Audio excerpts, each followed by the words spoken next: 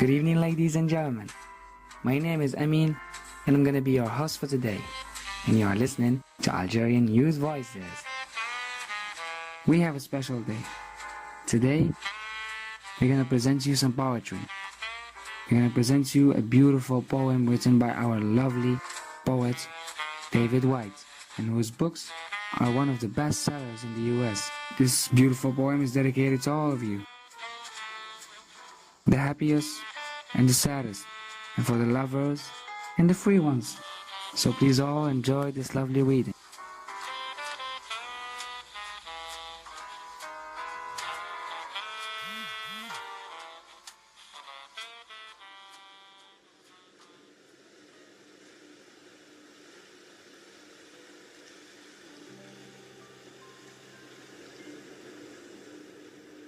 Between waves, under the moon's light, after the passing of your smile into memory,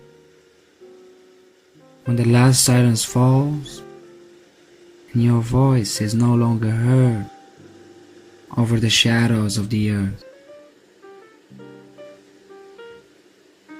when even the rain has stopped, in my memory, in my words, my arms and my hands that held you have fallen away with the tide of time, retreating forever into the beckoning and everlasting dark, when everything we knew has gone, when my heart has stopped and yours no longer calls to mine through the distance of our time together,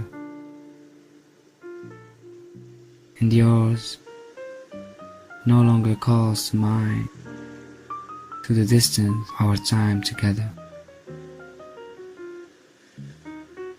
Others will live in this life, in this love, in this light that we have set in motion, so that underneath the far off, yet to arrive and shelter in darkness, underneath the deep and almost touchable nearness of all things, underneath the breath of our words joining together for this privileged time of times, they will see in the distant pinprick stars the returning lights of the down we made together, the down we made together.